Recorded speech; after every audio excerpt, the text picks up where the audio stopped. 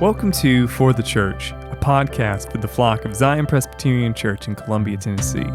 We want to help you think biblically about everyday matters. Zion Church exists to join Jesus in his mission to reach people with the gospel, and then to equip his people to worship and to serve. I'm your host, Keaton Paul, and joining me is my regular conversation partner and co-host, Seth Scruggs.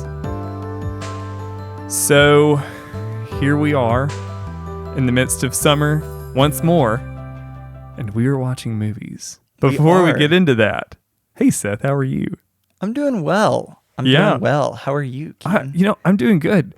I feel like I've talked a lot today, though, so I don't... We have been recording for the church YouTube channel, which, if you're not aware of, we'll put a link in the show notes, but it's something we've been working on that we're both really excited about. It's been a lot of fun, too. It's been really, really fun to do, and I am learning a lot, so that's always really fun for me, too. So Seth is filming like these really great videos, and I'm sitting there the whole time going, I wish the content like looked as good as the filmography. It does actually. Wish it's it went together, but anyway. No, so it's been really, really good. Cool. We're really, really excited about it. I hope that you're subscribed to the YouTube channel. If you're not, that actually really helps people as far as like finding it and seeing it and hearing it and all of those things. Yeah. It's really helpful. So go check it out. Like the videos, share the videos if you like them. That would mean a lot. That's right. This week though, we are talking about on the podcast. We are talking about Knives Out. Knives Out is a 2019 film written and directed by Ryan Johnson. I'll read the synopsis. This is definitely going to spoil the movie. So if you haven't seen it and you were hoping that maybe this would, you're not getting out with those spoilers. Yeah. When renowned novelist Harlan Thrombey dies under mysterious circumstances, police and private detective Benoit Blanc must sort through all of the suspects, including Thrombey's incredibly dysfunctional family and his nurse, Marta. Despite trying not to reveal the truth, Marta reveals that she is the reason Harlan is dead, albeit by accident. She gave him a fatal dose of the wrong medicine, and Harlan killed himself willingly so that Marta would not be held responsible. However, Marta did not know that Thrombey's spoiled grandson Ransom switched the medicines, hoping Marta would unknowingly give him a fatal dose. So in the end, Marta did not actually kill Harlan, and Ransom is held responsible. That is a huge spoiler. That is a huge spoiler. And it is also there's no easy way. As I was writing out that synopsis, I was like, there's no easy way to sum up this movie. Nope. So basically it's a whodunit, right? Like it's in the Agatha Christie vein. Absolutely. Lots of characters. Everyone's got a motive. Everyone's got a reason. Almost like Clue, like they at one point they refer to the house as like a living clue board. Yeah. And it's very much that. It's that kind of thing, right? Yeah. But we'll start where we always start with what'd you think of the movie? Oh man. So I watched it when it first came out, like on streaming services. I don't think we saw it in. Oh wait, no, maybe we did. I think we actually did see it in theaters. Now that I think about it, and I remember going in, and I was like, for whatever reason, I think I saw it. Destiny and I saw it maybe with my brother and sister-in-law, and it was getting framed like this is going to be a scary movie, and so I'm like, I mean, okay, we'll see kind of how it goes, and even some of like the marketing and commercials, it is very dark. Mm-hmm. It has kind of a gothic feel. The Agatha Christie kind of vibe is definitely the thing, and you're getting through it, and by the end of it, I was like, that was a fantastic movie. I loved it. And so then whenever you put it on the list of we're gonna talk about this one again, we went back and rewatched it, and it had been like a year or two, and the twists and turns were so good that as we're watching, I was thinking, wait, I can't remember how it ends. I really couldn't remember like the big conclusion. So it was really like getting to watch it for the first time twice. Maybe that's, an issue that I need to talk about with the doctor, but so the second time I watched it, I'm like, Oh, yeah, that's right. Man, this is a great movie. I loved it. I thought it was fantastic, but it's a good movie. I completely agree. 2019, when this movie came out, is widely considered a great year for movies. A lot of great movies came out that year. I had a gift that year from my family that the Regal Theaters does an unlimited package, and that was my gift. And I saw a lot of movies in theaters. Man, this was one of them. I love it. I think it's incredibly funny. Yes. Like in unexpected ways. That's right. Yeah. It is what it is doing as far as like genre conventions, right? Mm-hmm. Which is something we'll get into a little bit later, but like it's playing with what you expect in a lot of really cool ways. Yeah. In a lot of really fun ways that make it they kind of get under your skin a little bit and subvert your expectations and kind of throw you in some different directions. Yeah. So yeah, anything that like kind of stuck out to you on seeing it again, that you were like, oh, that's like an interesting thought. Because what's one of the reasons I put it on this list is because there's so many characters. That's right. Yeah, there are a lot of characters, and they all have a very different worldview. Yeah, and I think very well fleshed out worldview that is really cool to kind of see. And so I figured that it would give us a lot of fodder for conversation. Absolutely. And I pulled out I pulled out two different themes that I think are kind of interesting around the film, but I didn't know if there's anything that like, as you're watching, you're like, oh, that's kind of interesting. And yeah, well, like two things that stuck out really to me the second time. One, it is really funny. Mm-hmm. I'd forgotten. I knew it was. I went in thinking it was scary the first time. It wasn't. I remember thinking it's really funny, and then I went back and watched it again, and I'm like, I just remember that it was funny, but I forgot why it was funny. And so the humor is really great, cracking up the whole time, but also the breadth of characters, just kind of how different they are. But they're just exaggerated enough, which I love. I love when movies and TV shows kind of grab certain caricatures in the right sense and make them hyperbolic just enough to where you're like, that's great. I know that person, right? It's the beauty of Parks and Rec, right? Everybody knows, a Tom Haverford and a Leslie Knope and a Ron Swanson. And this is, so in Knives Out, like the family dynamic, I'm sitting there watching and I'm thinking, like, how many people could watch this and go, yeah, that was Thanksgiving last year. Yeah. Maybe hyperbolic, maybe not. Yeah. And it's election year this year. So like, if you just, maybe to help you cope with what's about to come down the pike, the breadth of opinion and personality in a political season, maybe this will help you, just kind of get through it. But yeah, no, I definitely thought that was one thing. But in the midst of all of these vastly different caricatures, the core themes that you pull out, I think, are really at the core. Even though they're all so different personality-wise and perspective, there are certain core things that all of them have. So anyway. Yeah, so we'll just jump into those then. The first thing that I was thinking about as I was watching is that it all kind of hinges on this theme of greed and wealth. And I think Rian Johnson, from a writer-director perspective, he's not a Christian, comes at it probably from a more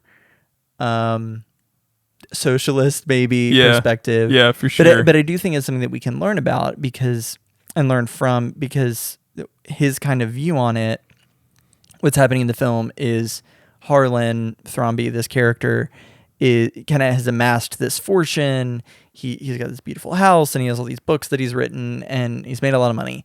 And he has decided that he is going to cut out all of his family members from his will because they have become so greedy and so attached. And really what he's realized is that he's decided, I'm not giving them the chance to kind of go and make something for themselves. They have nothing that they can call their own. They are just either stewards or reliant on what I have built. Yeah.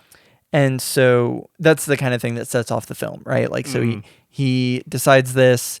Ultimately, that's why his grandson decides to kill him and make it look like an accident, because if Marta is the one who did it, then she can't receive the inheritance, because he's decided none of you deserve it. Right. And I think that's really key, right? So he decides none of his family deserves it. Right. So I'm going to give it to the person who does. The person who does is the person who doesn't want it. Yeah. Right. Yeah. So and I think that's really key to understanding the view of the film and kind of what this theme within the film. The person who doesn't want this thing is the person who actually deserves it. Yeah. And the people who are literally killing Yeah. or would kill probably for it are the people who don't deserve it. Yeah. And so that's what's going on is, so, Harlan decides he's going to remove all his family from the will. He's going to give it all to Marta. Yeah. And early on, Marta is this nurse. She's been taken into the family. They love her. They treat her like family. But one of the things that you learn very early on from all of the people in their interviews that happen very early on in the film, none of them actually care about her. Yeah. Right? Right. And so they're putting on this air, they're putting on this, sense of like, oh yes, we love you. You're great. You've been great for dad. You've been great for dad. The second that they find out that she is the one who's receiving the inheritance and not them, they all immediately turn on her. They start throwing accusations and saying kind of terrible things. Oh, absolutely. Frankly. Terrible things. And so, in the initial interviews that open the film, so what happens early on in the film, we're introduced into this world. The police are there to take care of, kind of tying up all the loose ends of this case. And they're sitting down with every member of the family. And you kind of hear about all of the events of the night of Harlan's death from each of them. Yeah. And every single one of them lies to some capacity. And all of it hinges on, why are they lying? They're lying because what they are saying would incriminate them and make them seem like they are not as wonderful as and in love with Harlan as they seem to be, and would implicate them in the, potentially implicate them in the crime, but definitely would implicate them in wanting the money. That's right. And they can't have that. Yeah. And so, Marta's the only one who doesn't want it. Yeah. And frankly, she's the only one who needs it. Yeah. Right? So part of her character is that she is an immigrant. Her mother is undocumented. She's trying to go through that process with her mother and trying to legally finish all of these processes. Yeah. They live in, like a 1-bedroom apartment that's very small and cramped. But what we learned, like, she doesn't want it. She doesn't even know that she's going to get it. Yep. And so I think that's really just interesting, and what that reveals as far as like, she's not enamored with this wealth. Yeah. And one of the brilliant details of the film, I think, is that Chris Evans, who plays Ransom, who's this kind of spoiled grandson character, he has these immaculate clothes, right? Yeah. These wonderful, like, high-end clothes. All of them have holes in them. Yeah. And so if you look really detailed, like, there's all these little details that they put in. I didn't even notice that. That, like, the edges of his sweater are worn. His car is kind of, like, not in great shape. Like, but they're all really nice. They're all really nice, really expensive, but also they're have holes. Kind of terrible. And so what you see in that is like, and I think this is a great thing where we kind of talked about before, the importance of production design and like all of those levels of details, right? All of those levels of thinking through through the production of a film. This is one of those things, right? So everything stems from story. Yeah. When you're looking at those details, what do they reveal about Ransom as a character? Right. And one of the things you can kind of learn from that is like he kind of doesn't care. Yeah. Right? Like all of his clothes are kind of ratty and gross because he doesn't take care of them. He's not taking care of his things, even though he's spending all this money on it. And so he wants all this money, but like, is it going to take care of the house? Like, but Marta is not enamored by any of that. Right? Like she kind of sees through it. And I find that really interesting as far as what it reveals about greed, what greed does to us, where like we're turning immediately on people as soon as Marta is not, useful to them. Right. And actually, the minute that she's not useful, she's standing in the way. Yeah. So the minute that she's standing in the way, boom, we're turning. Yeah. We're done. Yeah. You can't be near us. You did something wrong. You're the problem. Yeah.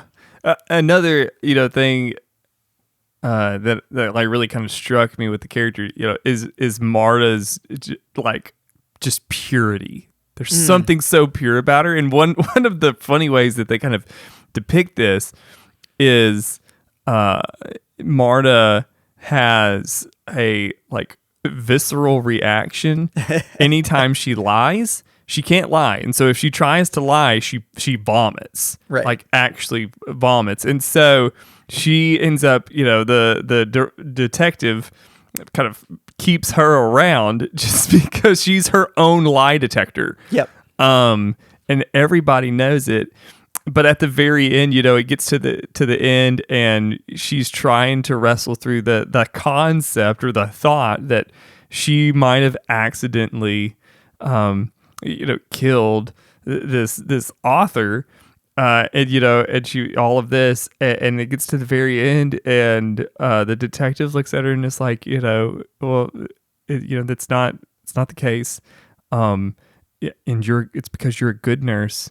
And you're a good person. Mm-hmm. And one of the saving things that kind of does it, instead of one scene, instead of fleeing the scene of a crime where somebody else is dying, she stops, she calls 911, and as a trained nurse does CPR and brings this. But she's there, there's in some capacity blood on her hands, and it was because she hung around and saved this person to a degree.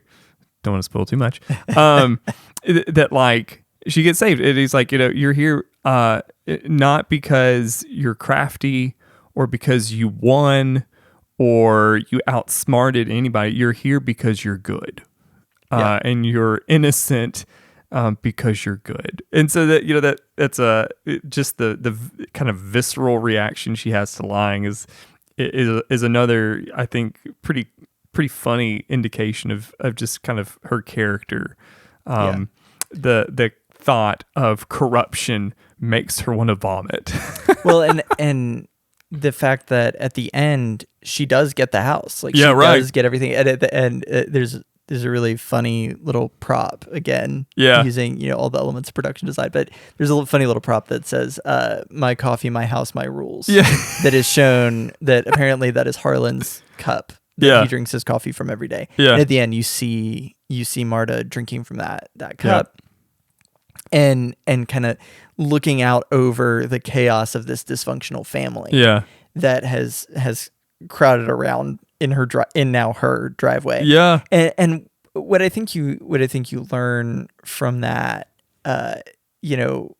she in this, the good guy wins, at least in the movies, the good guy wins, and that's this is kind of touching on the why now piece that we'll kind of get into later, but that's not very common now. Kind of the in vogue thing is to have these very cynical, darker kind of takes that say, that's, the bad guys win, right? Yeah. Which I think says a lot about our world. And this isn't the movie necessarily to dig into that, but But in this movie, you see, this underdog, really winning. I think it's the reason why it connects with so many people is because you see, the good guy wins. The good person who is, fighting the good fight, so to speak. Who isn't greedy, who isn't corrupt, who isn't doing all those things. Right. She kind of wins. And I think that's a win. Your point about the truth, though, kind of brings me into the second thing, because I think that's a lot of what this movie, as a lot of whodunit movies are, I think are really rich in this aspect. It's what does it mean for something to be true? Yeah. Right? What does it mean that this thing or that thing is true? Right. And so, for instance, one of the things that kind of goes throughout the whole movie is that Marta can't lie. Yeah. And Marta really genuinely believes that she is the reason that Harlan is dead. Yep. And Right. she's trying to cover her tracks, but not really. Yeah. She's like struggling with that, right? Like she's trying to cover her tracks, but she's also like not like trying not to lie because she can't lie. Yeah. But in her mind, like, what does it mean for something to be true? Well, it means that she did it, like what she truly believes happened. Yeah. Yeah. And what we learn, I think is really fascinating within a kind of postmodern Western view, is that this movie kind of believes in an objective truth. Yeah. No, that's a right? good point. Like, yeah. There is what Marta believes happened. There's what everyone else kind of believes happened. Yeah. You know, they believe that Marta lied to steal the fortune, or they believe this or that. And then there's what actually happened. Like there's which is revealed kind of at the end. I think it's an interesting play for a just a big budget movie in kind of the 21st century. Do you have anything to add to that? No, that's a good point of, and one that I hadn't really thought of. And maybe one of the reasons why I liked it so much is because it did have, so many different qualities that made it kind of a feel good movie. Yeah. Even though, if you're into like kind of the dark academia thing, but like deep down you're like, oh, rainbows, oh, butterflies, those are great. It kind of has that thing. And that's a really good, it's a good spin because it has all of, one, it doesn't take itself too seriously. Not at all. Which, there's some forms of postmodernism that it tends to kind of be playful, in that it's not taking itself too seriously, but more often than not, ironically enough, postmodernism does take itself way too seriously. Yeah. And in this case, it broke a lot of those sort of kind of norms of somebody that comes from more of that school of thought of, one, we're not going to come at this and be super cynical, which, I guess now to some degree, if you're trying to do kind of a darker movie and get a point across to say that perhaps, the political system is broken, which, there's definitely, it feels like there's a definite thumbing of the nose at, hey, maybe America, your two-party system doesn't work, right? Or something, something like that. Normally, if that's somebody's, kind of bent, it seems like they would take a more cynical turn. But also just the rootedness of objectiveness, right? At the end of the day, here's what actually happened, and it's true, and here's the gotcha for it. Here's the truth, and what you thought was true is actually not true. Here's the real truth. Boom, happy ending. And like, oh, that's nice. Yeah. I feel good about that now. Yeah. Well, and it's really interesting because there's that element, which I think is in a weird sense, like a rejection of a postmodern idea. Yeah. Right. But on a larger sense, there in a meta sense, like in an overall, like kind of overarching sense, there is a little bit of like postmodernism happening. Oh, for sure. In that. I don't know how familiar you are with Rian Johnson as a filmmaker. Mm-hmm.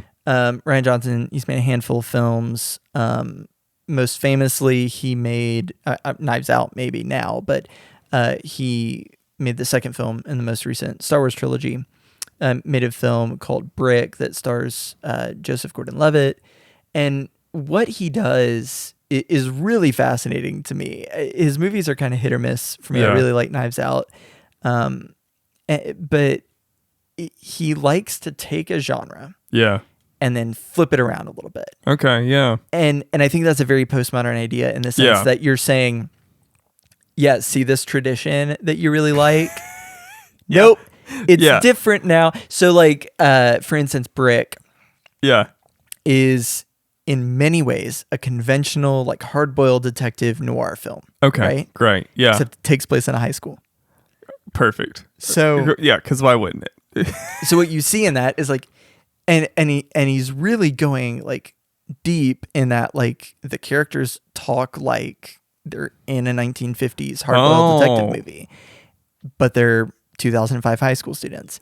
Does it come across as like, have you seen the Leonardo DiCaprio, Romeo and Juliet? A little bit. It comes across like that? Yeah, that it's weird. It's weird. Whatever, Leo, but okay. Yeah. All right, nice. Yeah, it's a little bit like that. Okay. And then The Last Jedi, famously or infamously, if you're like me and you're a Star Wars fan, is one of the much maligned. Yeah. Do you want to go ahead and do a hot take right now? No, because I'm like, I kind of agree with everybody on it. So it's not really that hot. Okay. Well, are there people who are like, no, The Last Jedi is the best one? I'm sure it's I know out a few there. people. Yeah. Okay. I know a few people. I don't dislike it as much as other people do. But one of the reasons that movie rubbed people the wrong way is because he did the same thing. He looked at it and he said, all your traditions, all those things, throw them away. No. Doesn't matter anymore. Yeah. And so this is, we're going to just take a total aside here. We're going to talk about we are in Star the Wars weeds. For a second. For those of you who are familiar, for those of you who aren't, the Force Awakens, which is the first film of the new trilogy, ends with the lead character meeting Luke Skywalker. Yeah. Everyone knows who Luke Skywalker is. On this mountain. No one knows where he is. She's found him. Right. And she's handing him a lightsaber. Right. His lightsaber. Yeah. And the movie ends. Yeah. And so there's this kind of moment where like Rian Johnson kind of has like the best thing. Like he's got like the best thing in the world. He's like, that's right. This epic Golden platter. moment start his film with. Yeah. And Luke takes the lightsaber and throws it away. and so much of the theme of that film is your history doesn't matter anymore. The past is dead. Yeah. Make your own future. Yeah. And so it's really interesting because in this meta sense, Knives Out is very much within that theme. Okay. Right? Like okay. because in most movies you don't really find out who did it until the very end. Yeah. And everyone's kind of, but 40 minutes into this movie, you discover what you're pretty sure happened. You don't really know 100%, but like you're pretty sure this is what happened. Yeah. From Marta's perspective, at least. Yeah. And you're given, usually your lead character in a film, in a whodunit film, would be the detective. Poirot is your guy. Yeah. But in this film, though he is very much a lead in the film, Benoit Blanc, the Daniel Craig character, the real lead is Marta. Yeah. You're really seeing everything through her eyes. Yeah. Everything is kind of coming from that perspective. And I think that's part of why the film works so well. Yeah. Is she's such a relatable character. Yeah. She is portrayed phenomenally. Phenomenally by Ana de Armas. Yeah. So I think, but what's really interesting is that it really does fit into that Rian Johnson project of like being like, okay, I'm going to take your genre, this thing that you expect to happen, and I'm going to flip it on its head. Yeah. And so I think it's really fascinating that kind of postmodern idea of this rejection of tradition. Yeah. And this very traditional idea of there's an objective truth. Yeah. And we're going to find it. And we're going to get to the truth of the matter. Yeah. Are kind of playing hand in hand. That's so interesting. And like something I just didn't see. Didn't see that and just was like, it's a funny movie. Well, and I think it's something that if you're not really looking for it and you don't really know, this is again very much like a film history technology, if you're paying attention to those things.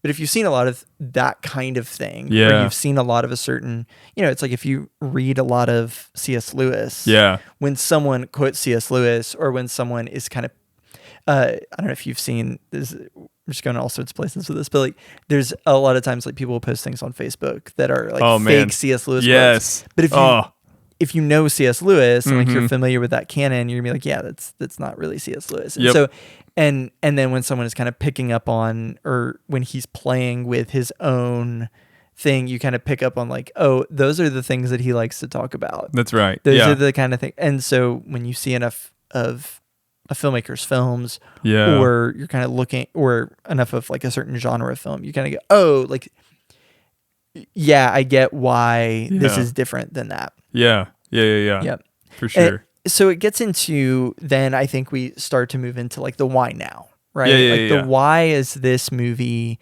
coming out when it comes out? I think the first is nostalgia. So this is a very nostalgic movie. It's a warm, it's a cozy movie. It's a feel-good movie. It is a feel-good movie. You'll feel good. And that goes on multiple levels, right? Yeah. Like number one, like it takes place in the fall.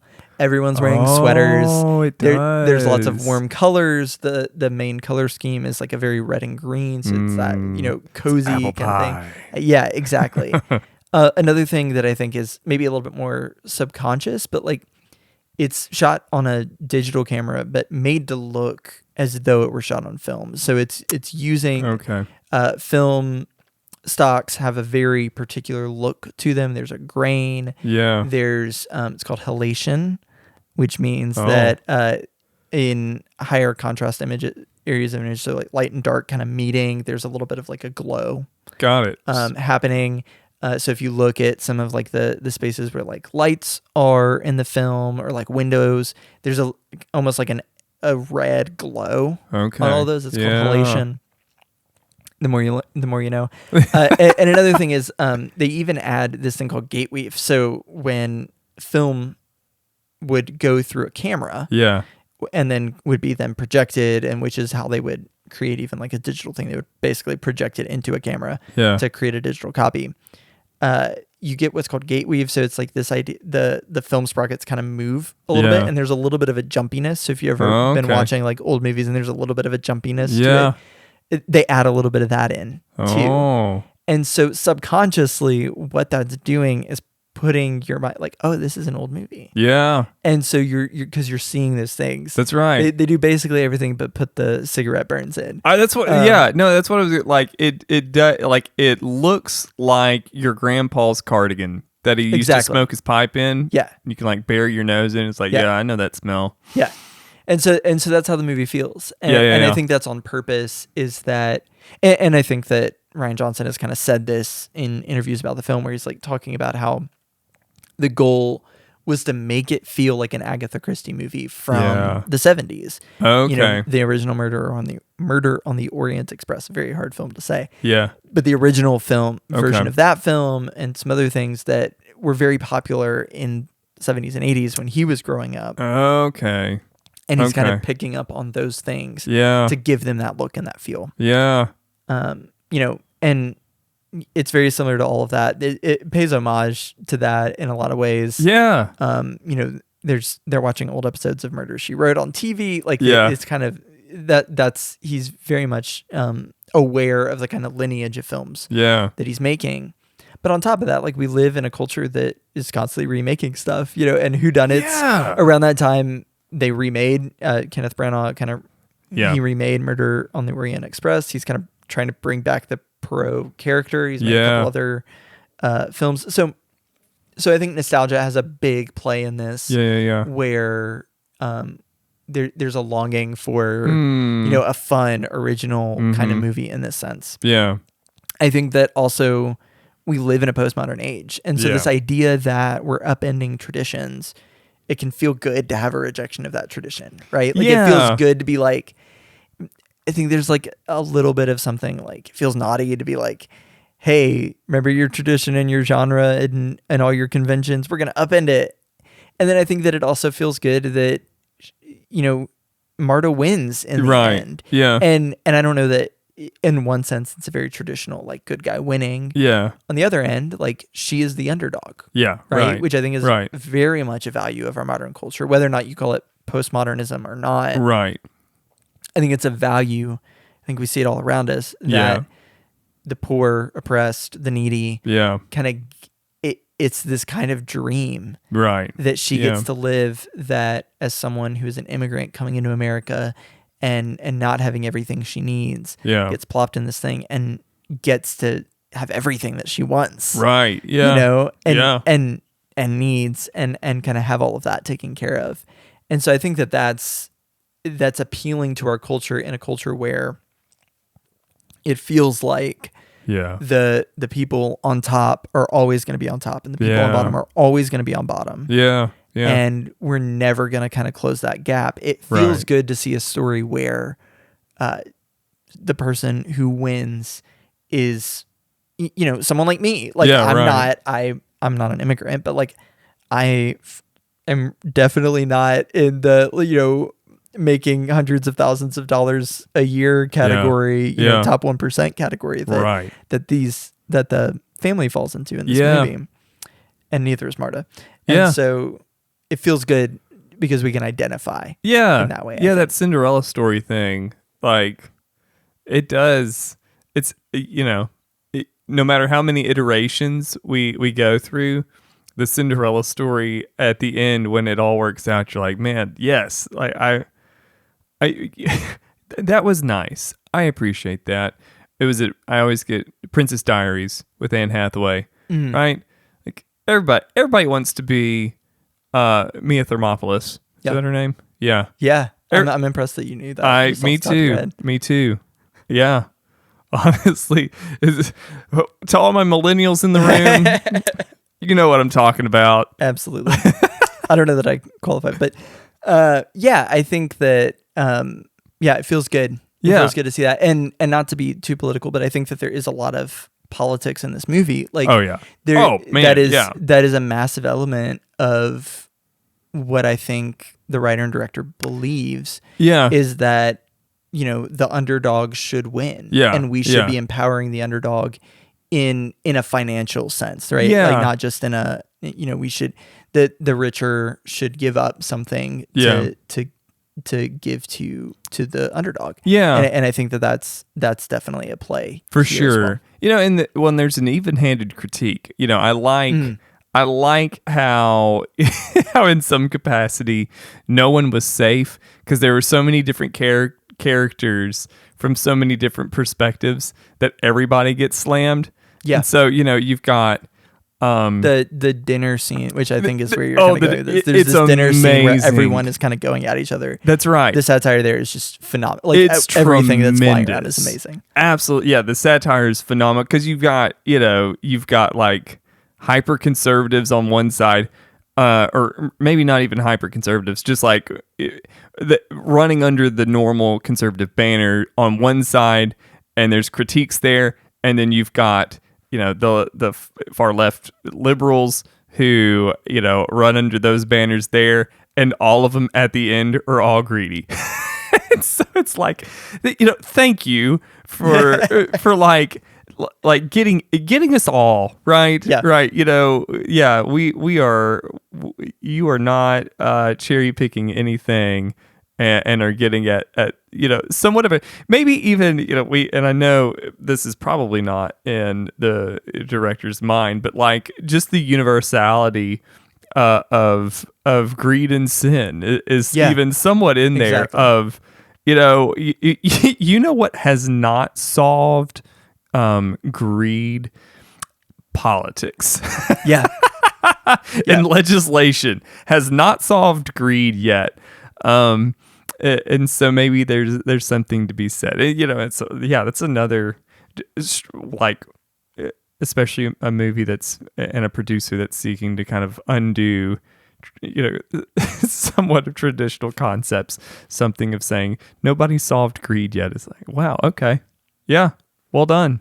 Well, and I think that brings us to how do we respond to this? Mm-hmm. Like, what's kind of compatible with the gospel, what's not? Yeah. And I think that people are going to vary on where they land as far as the politics side of it all, right? Yeah. But I think there's something real to the fact that God calls us, number one, to be looking out for the vulnerable and the needy, and the oppressed and the marginalized and the immigrant, and all of these things, right? That kind of flows throughout all of the prophets, and the Pentateuch, but especially the prophets. Like, God sets up, just like very brief biblical studies history, but like God kind of sets up these rules where he's like, you're going to take care of the immigrants, you're going to take care of these people, and then most of the prophets are just like, why didn't you take care of any of the people I told you to take care of? Yeah. That's the prophets in a nutshell. Yeah, no, that's like, especially the beauty of the way that the Hebrew Bible is laid out, in its kind of threefold fashion, the law, the prophets, and the writings. In the Pentateuch, the first 5 books, you're given the law. The prophets really are covenant lawyers. Yeah. And so their whole job is to point back to the first 5 books and say, yeah, you just totally failed. So I'm out here, I'm looking at, widows, orphans, and sojourners, and you've basically enslaved all of them. So what's up with that? That's not good. You're the shepherds that are feeding off the fat of the flock. And so what do we need? We need a better shepherd. And so that's really interesting that in this film, you have this poor immigrant that is not being taken care of. Right. Yeah. Like that's the whole thing, is that Yeah. they're not taking care of her. Yeah. And they kind of they get rejected in a sense because of that. Yeah. And so I think it's something that we can take away from this as Christians, being able to say, oh, where in my life am I not respecting those around me, not respecting those who may be quote unquote underneath me. Yeah.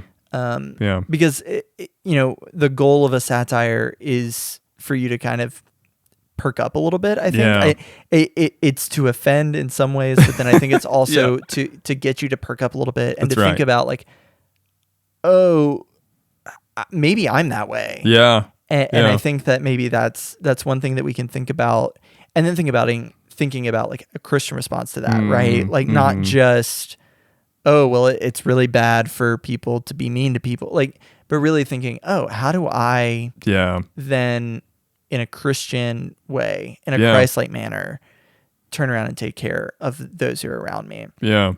And then also kind of hand in hand into that is like, we are still susceptible to greed. Oh man. Like this side of heaven. Totally. And I think that reminding ourselves whether or not we get the inheritance is not the be all end all. That's right? Like, That's and exactly I mean, right. the actual physical worldly inheritance, not the inheritance that Christ has set aside for us. That we will get, and that is important to get. Yeah. But this idea that like our treasure isn't here. Yeah. Right. Like our treasure isn't ultimately whether or not I have the rights to the publishing empire or the house or this or that. It's ultimately, in heaven. It's in who Jesus is. Yeah. Yeah. And so I think reminding ourselves that we should not be greedy, not because, it's not nice. Yeah. Which I think maybe is kind of the message of this movie. It's like, don't be greedy because it's not good. Yeah. But don't be greedy because you already have everything that you need. That's right. And that's kind of the message of Christ, right? Is that he is enough for all that we need. Yeah. He is going to provide. Don't worry about what you're going to wear because I'm going to provide for you. Absolutely. If the lilies are more beautiful in the field than anyone else, like why do you need to worry? Yeah. Yeah. Absolutely. And so I think that's a really, really big thing. And then obviously like the importance of truth, what that means for us to sort through and actually find truth, which is often overlooked, often considered something that doesn't actually matter. But I think this film makes in a lot of ways really clear that like there is something objective happening, and we should hold to that truth. Yeah. Absolutely. You have anything that you would add? Well, especially on that truth component, again, we got to slide in a Francis Schaeffer quote at some point. Schaeffer had, two kind of concepts that he ran with, what he called true truth, and kind of space-time reality. When defining what is true truth, he's like, what happened, like in space. And one illustration that he loved to kind of bring up about certain cultures that loved to really sort of defy any sort of objective reality or purpose. There was a famous composer at one point in time in the 60s, and was known for just being like this postmodern composer, and he'd put on these concerts and just do bizarre things. And at one point he put on a concert where he had some sort of computer whiz from MIT back when computers were massive, and they pull all this like computer stuff up on this stage and hook it up to a keyboard, and it was programmed to play absolutely at random, so that none of the notes that were going related to any other notes. And Schaefer used to always bring this up. He's like, the irony there, that in order to get music that's absolutely random, which is what this guy was going for, to basically say that the universe is random, what did he need? He needed a highly sophisticated and finely programmed computer to do it. And so, even in a culture that likes to say, not even so much, what's your truth or what's my truth, but like, how do I feel, which is, kind of the new way of getting around true truth, is more of an existential kind of, emotional type thing. Here, the real focus is like, but what actually happened? And there's something we can stand behind there. Yeah, absolutely. For sure. Well, so that's Knives Out. That's Knives Out. What are we watching next? Next, we'll be talking about Everything, Everywhere, All at Once.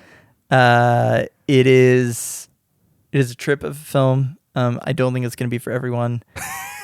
I haven't seen it yet. I think it's very likely that there are a lot of people who might be mad at me and tell me that they didn't like it at all. Is there like any sort of advisory? I don't think so. Okay. Not that I remember. I haven't rewatched it yet either. But I do. There will be plenty to talk about. Okay. And I think that why we'll be discussing this movie will be obvious in our next. All right. So Everything, Everywhere, All at Once. That is correct. Always. And forever. And forever to infinity and beyond. If you have any questions, you can submit them to keaton.paul@pcazion.org. And those will get to me too. We'll probably do some sort of Q&A wrap-up of thing. Yeah. So be sure to get those in. You can also leave those as comments on YouTube. Please do. And we'll see those. And make sure you go subscribe to the YouTube channel and see all the great videos that Keaton's doing. Till then, we'll see you next week.